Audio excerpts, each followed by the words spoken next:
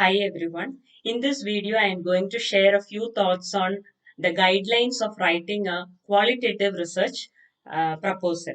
So, even at the outset, I would like to say that these are the guidelines for writing a qualitative research proposal, which may be applicable for a postgraduate nursing students. Definitely, it might not be highly applicable for a student or a scholar who is doing her doctorate in nursing, or if you're planning to do a pure qualitative research, say for 5 to 7 years of study for your PhD or your post PhD program, this may not be a perfect video for you, because here it is just for a beginner, for a postgraduate student who is trying to attempt to do a qualitative research. There are few guidelines which I am going to share in this video. Okay, so the first thing in a qualitative research proposal, the first component what we have to write is the title of the study. Title of the study is just like the title of a quantitative research study. Okay, it should be brief, at the same time it should be comprehensive. So for example, if I am planning to do a research study on a study to explore the lived experiences of say quality of life of patients undergoing hemodialysis in selected hospitals in Ernakulam district, Kerala. If this is going to be the statement of the problem, the title what I'm going to write will just be lived experiences of patients, lived experiences of quality of life of patients undergoing hemodialysis. So, which means I write the variables I am writing in which population I am going to do. So, that is sufficient for the title of the study. Now, coming on to the second component, as in quantitative research proposal, you have to write the background and the significance of the problem. So nothing very unique or specific for a qualitative research, except for one or two points. When you are going to write the background, first you will have to present what is already known about a phenomena, or what is already known about a problem. Say for example, in this research area, what I can write is like how many people are suffering from end stage renal disease, how many of them are undergoing dialysis, maybe globally, nation wise, as well as state wise, district wise. If you get the information, you can just write like that. And then you can even write what is already known, like maybe many studies would have already been done related to quality of life of patients undergoing dialysis from a quantitative approach, like for example, descriptive studies, descriptive correlational studies, maybe some interventional studies have been carried out. So all those things are going to be in the background of the study. What is already known about a phenomena. You will also have to discuss what has not been answered adequately in previous research and practice, which means you may find that most of the studies on quality of life in dialysis has been done or tested quantitatively, but hardly there are a few studies which are published, okay, related to qualitative. And whenever you undertake a qualitative research study, please make sure that not many studies have been done. Okay, if too many studies have been conducted in India itself to find out the quality of life of dialysis patients lived experience, there is no use of taking such a topic, because qualitative research is always being done on an area about which little is known. It is done in a phenomenon about which little is known. If everything is known, then why to do repeatedly qualitative research studies? So please be careful when you're selecting the title of your study. Then you will have to discuss on how will this particular study add on to the body of research or body of knowledge. Maybe you will have to justify, okay, why you are undertaking this particular study. Maybe you will have to say that once you explore the experience of patients, the real inner life or the world of patients is being, so that you can have a comprehensive understanding about the patient's phenomena, etc. Okay, so that is what you are expected to write in background or need and significance of the problem. What is already known, what is not known, and how this is going to contribute, how this qualitative research is going to contribute to the knowledge of that particular phenomena. Next is statement of the problem, or you find one more word over there, research question. See, always you can write a problem either as a statement or as a question, which means it can be written in a declarative sentence, declarative form, or in an interrogative form. Now, what I told you in the beginning of this video is an example of statement of the problem. I have written it in a declarative sentence, a study to explore that. I can also also write it as a research question. What are the lived experiences of patients undergoing hemodialysis? So it's up to you to write how it is. And there are some universities who say that you have to write both the statement as well as a research question. So nothing to worry. First you write the statement of the problem, followed by you just write the research question. What are the lived experiences of patients? Or maybe if you are going to do a ethnographic study, relatedly you can ask what are the cultural factors which are affecting a particular group of people. So that is how we write the statement or the research question. The next thing is we will have to write about the purpose of the study. Purpose, as I have told you in quantitative research proposal, purpose is the overall goal of the study. So what is the overall goal of doing this particular qualitative research work? Maybe you will say it is to explore certain things, it is to understand certain factors, it is to identify certain factors. Okay, so maybe you can jot down that, but please make sure that you are only writing it in one or two sentences, because purpose is not objective. Purpose is the overall goal of doing that particular qualitative research study.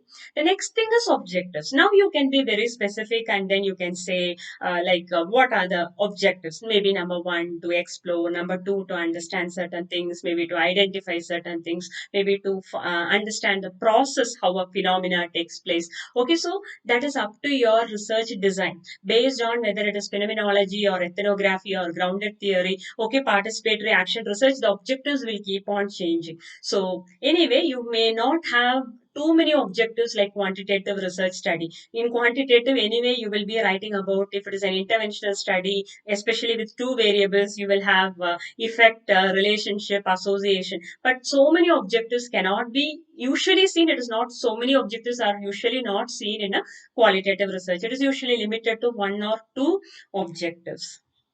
Next is operational definitions. Let me comment on this. Operational definitions, assumptions, theoretical framework. Now, if you are going to take an original qualitative research, pure qualitative research is being done, only there are few studies in which they have operational definition is there. When I referred, I found that few qualitative research studies have spelled out what is their operational definition. Whereas in few research studies, they have not even commented that there is something called as operational definition. Okay, so I am making it very clear that it depends upon the university guideline, but still as a postgraduate student it is nice to learn how to write an operational definition. So it is nothing but the definition of the terms or the concepts, just like what I have told you in quantitative research proposal. So you may have to define what, if it is a phenomenological study, what do you mean by lived experience, who are patients undergoing hemodialysis. If you're doing an ethnographic study, say a cultural trait, you will have to define what is that cultural trait, why that particular group. So that has to be defined operationally. Next is assumptions. So as I told you earlier, assumptions, usually you don't find a lot of assumptions in pure qualitative research, but again you can write few assumptions in a qualitative research proposal. Okay, at a beginner, as a postgraduate student. Okay, definitely for a pure qualitative research you're not going to write the assumptions, but just for a student to know what are assumptions, maybe you may write the participants will give a truthful information, or maybe this particular design. Okay, so you can write assumptions just like a quantitative research, just say two or three assumptions. Okay, the next one is theoretical or conceptual framework. Should I write a theoretical or a conceptual framework for a qualitative research study? If yes, what should I write?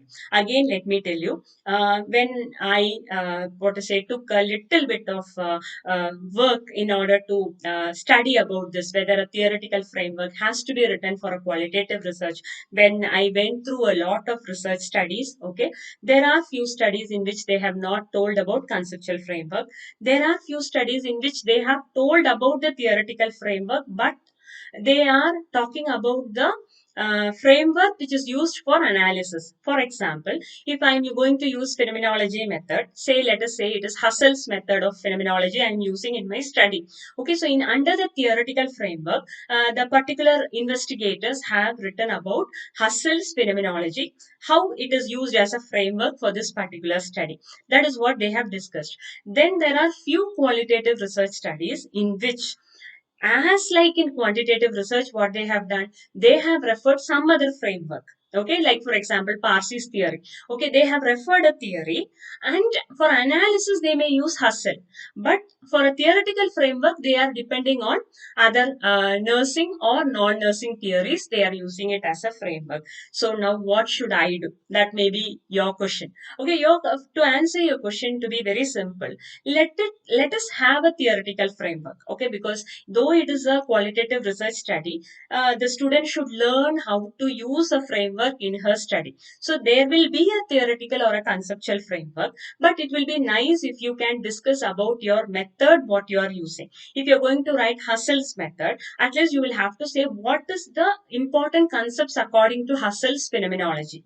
If you're going to use, say, Colizzi's method or Van Manen's method, or let me talk about grounded theory, Strauss and Corbin's method, Glasser and Strauss method, you can at least tell what are the main concepts according to that particular theorist. Okay, according to that particular phenomenologist or according to that particular sociologist or anthropologist. So you can discuss that as your framework. And let me take a moment to just remind all of you, whosoever is watching this video, that all these are just elements so that a postgraduate student will learn what is an assumption, what is a theoretical framework, and so on. But this is not the end line. Okay, you may come across research studies without a theoretical framework in qualitative research. You may come across research studies using another theory plus using this particular method for analysis. All these things are acceptable as much as your framework is adapted with the particular research study. If everything is matching, it is fine to write it like in the way what I have told you. Okay, that you can use that particular method and you can try to explain the concepts of that particular method in your research study. That is under the heading theoretical or conceptual framework. So this is how we write the introductory part in the research proposal. So introductory part, nothing different. Title is there, statement is there, research question, before that background and significance is there, statement is there, research question is there, purpose, objectives. Okay, operational definitions, assumptions, theoretical framework. What is not there? Hypothesis is not there. Usually, we don't write a hypothesis for a qualitative research study because the purpose is not to test, the purpose is only to understand. So, with that part of introduction, we are going into the second section. We know it is research methodology. So, what should I write under research methodology? First one is research approach. Research approach, what should I write? We have only two approach, right? What are they? Qualitative and quantitative. So under this, you will write research approach, qualitative approach. Next is research design. When you think about research design under qualitative research, you have so many research designs available. Starting from, as I told you, phenomenology, grounded theory, ethnography, you have participatory action research, historical research, case study approach research. So you have so many types are there. So to answer your question, which design is the most appropriate, that should be selected. If the goal of your study is to answer a question on lived experience, there is no turning back. It is going to be on phenomenology. Okay, if you're going to study about process, it is going to be grounded theory. If it is going to be related to culture, no wonder it is going to be ethnography. If you're going to talk about a researcher who is going to participate and try to include some interventions in a community and try to bring out a change, it is participatory action research. So what is your research question? Based on that, the research design should be appropriate. Just write research design, descriptive phenomenology using Husserl's method. So, which means you're just telling, you're spelling out what is a research design and according to whom, based on whose method you're going to write.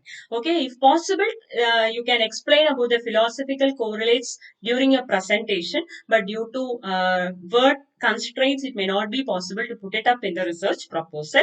Write up to the university. The next is setting.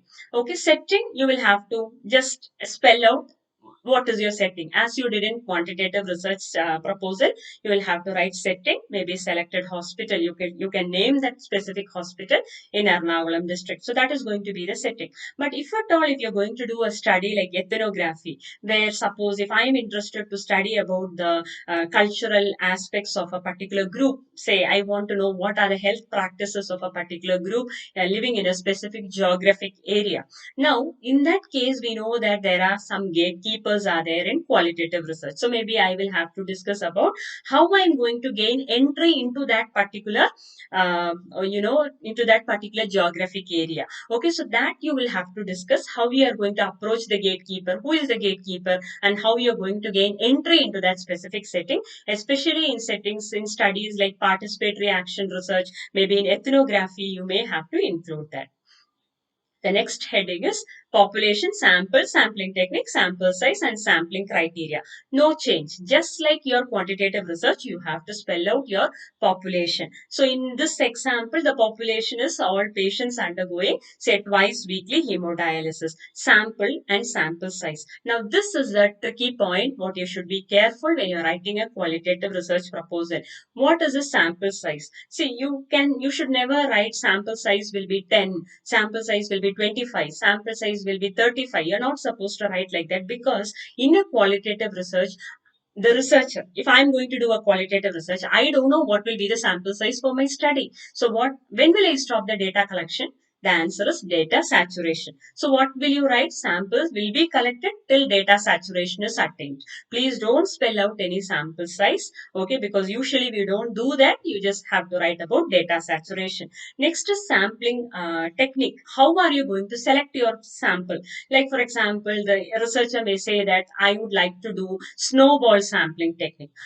As in, like, you may be interested to know why she is doing snowball sampling technique. Suppose if I want to study about lived experience of, say, sex workers, okay, in a particular district in, say, Kerala. Okay, now this sex workers, if you're going to see, okay, they are not a very accepted population in our state, and they are not going to, they don't work under that label in this state. Okay, so what will happen is, like, I may, if at all, if I get a particular person who is a commercial sex worker, okay, from her I may get another person, and from her I may get another person. See, that is how you go as a snowball sampling. So you will have to say why you have selected snowball sampling, because it is very difficult to, identify participants who are of this particular work. Okay, and so that is why the researcher undertook snowball sampling or purposive sampling. So that rationale you should be able to tell during your presentation why you are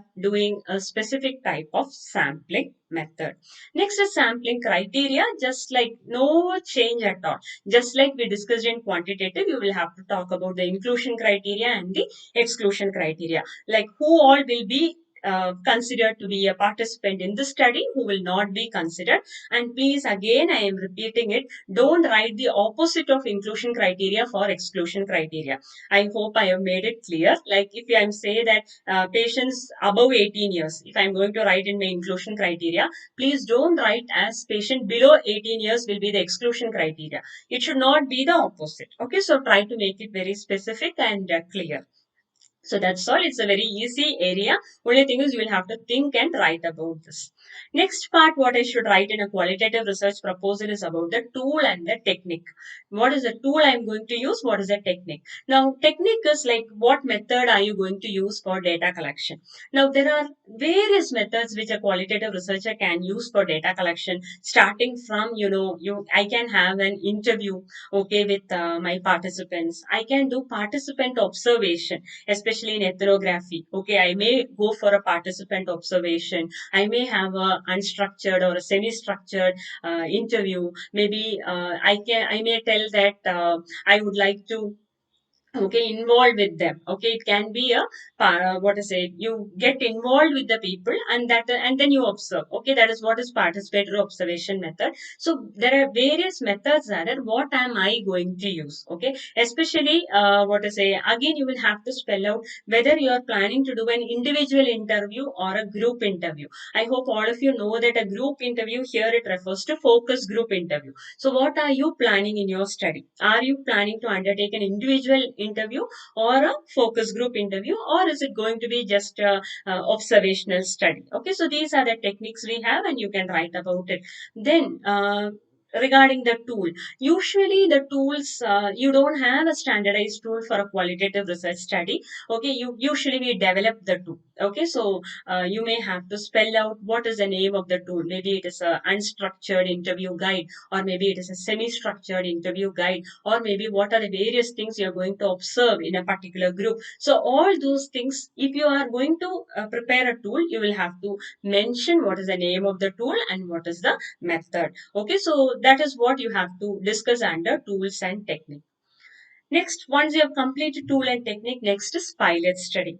Usually in quantitative research study, you say 10% of the main study population will be your pilot study sample. In qualitative, it's nothing like that. We do it with a very few sample, maybe just two sample or three or four sample maximum. That's it we do for the pilot study. The main purpose of the pilot study is to know, to know more about your population. It is to know whether your tool, especially if you have developed an interview guide, whether the interview guide is really good, whether my participants are able to follow what I have told in the interview guide, my questions is okay. Sometimes even to gain confidence of the researcher, you may have to undertake a pilot study, especially if you're a new researcher, a novice, a beginner in qualitative research. Okay, you will also have a lot of stress. Okay, so pilot study will make you to know where you stand as an interviewer. Okay, so to know about all these things, you may have to write pilot study. So pilot study, just write like it will be undertaken with some three samples or four samples in order to test the efficacy of the tool, the efficacy of the interview. Okay, to know more about the patient population or the participants. So that is going to be the purpose. Next is plan for data collection. When you're going to plan for data collection, you will have to explain the whole data collection process. What should I write in the data collection process? Usually you say, no, like you will get permission, you will get the ethical considerations, you will get the informed consent. Very important. You will have to get the informed consent. Then maybe you will have to write like how you are going to capture the data, because it is going to be a lengthy interview. Most probably it may be more than 30 minutes. Okay, so when it is going to be a lengthy interview, it's highly impossible to write down everything. So maybe you will have to say you will be doing a recording, right? Either a voice recording, or sometimes in some university they are very strict that you have to do video recordings. Okay, so maybe a voice recording or video recordings. Then see here there are few words like field notes, memo writing. Field notes, usually we put it up in ethnography. Memos we usually use in grounded theory. Okay, so all such things, what you are going to use in your study. Let me tell you one more thing, like in phenomenology, in some types of phenomenology, you have something called as bracketing. So all these points should be there in the plan for data collection, which means you're just going to simply tell how you're going to collect the data. Bracketing will be done, whether you'll be recording the interview, and whether you will permission with the permission of the participant. Okay, whether memo writing will be there. Okay, so such things you will be doing, and whatever method you're using, that should be suitable to your research design. So briefly discuss about how you're going to collect the data, keeping all these important points in your mind. Next is plan for data analysis. How are you going to analyze the data?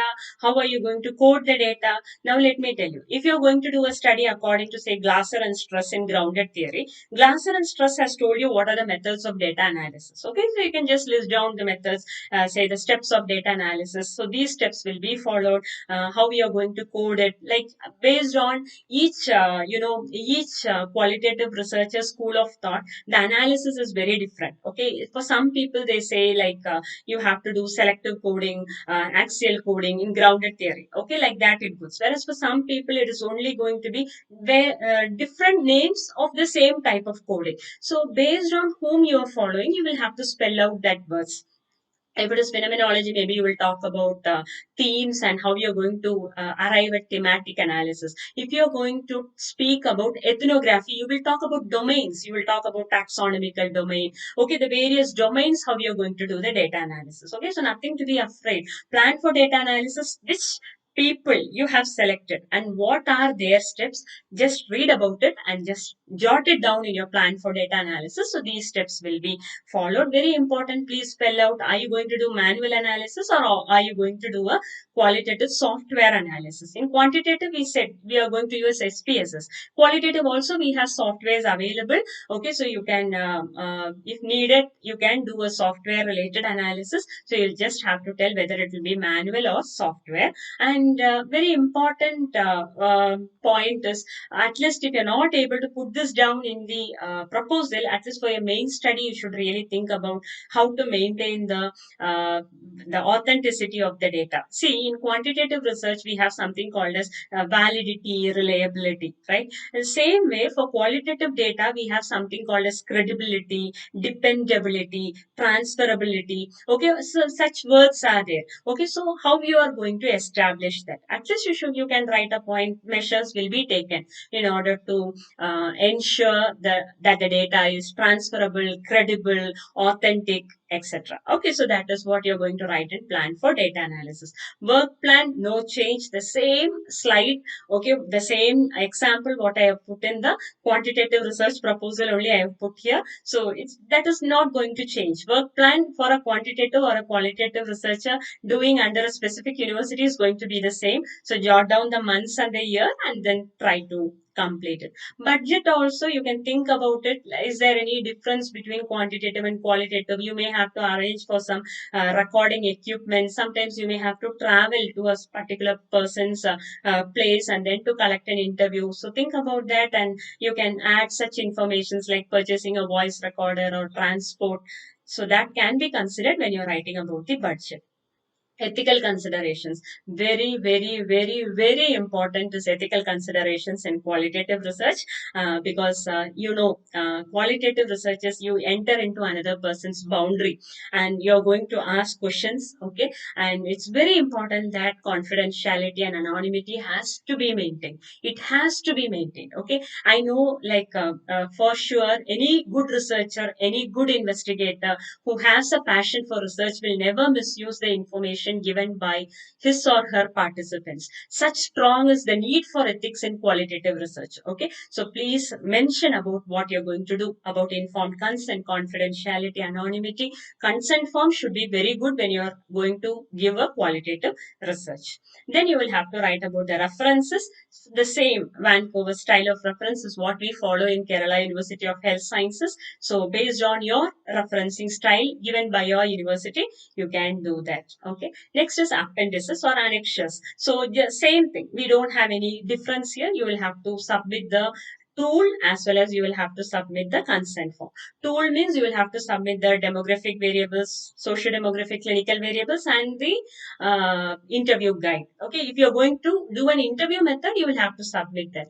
Then related to consent form, as I told you, your consent form should be really good. Don't just duplicate a quantitative research thing and keep for qualitative. You should be very careful to tell, like, how many minutes it will take for the interview, about the recording, the voice recording that will be done. Okay, how many times you expect this participant to be interviewed? There are some people who interview only for one time, whereas there are some people who call the same participant for multiple interviews. Okay, and they right to withdraw from the study whenever they feel like they can withdraw from the study. All those things should be put in black and white, okay, in the consent form. So consent form is very important in order to maintain that ethics consideration. So that is it. We have this is a general outline on how to write a qualitative research proposal.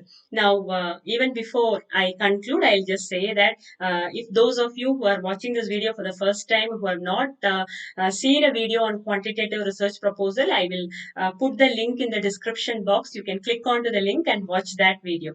And I would like to say that just like I have put in this picture, okay, it is a fantasy fox is there and one small child is standing over there. Okay, such big is the fox. Okay, such big is that animal. Okay, such big is qualitative research. And what I have tried to explain in this video is, maybe that baby or the child is only looking at the nose of a fox. Okay, which means only a limited view only is there. Okay, which means what I'm trying to convey is that what I have told is only an outline of qualitative research, and there are lot of perceptions, there are lot of suggestions how each proposal should be.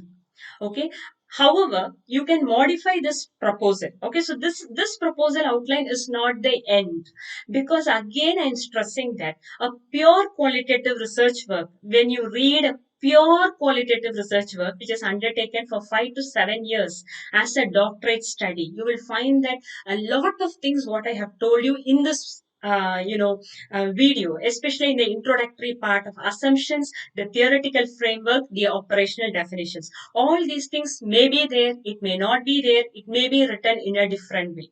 However, I believe that this video, okay, though it has its own lot of limitations are there, but still I pray and I sincerely wish that this video is going to be helpful for those novice or the beginner students who are attempting to do a qualitative research study. Anyway, you will not be utterly wrong, but at the same time, I would like to remind you that this is not the utterly final. Okay, it is not going to be that high level standard. No, it is not up to that. But most of the things what I have covered in this video is appropriate for a qualitative research proposal. So I take this opportunity to thank wholeheartedly all my viewers for giving me your encouragement and words of support and love. Okay, so thank you very much.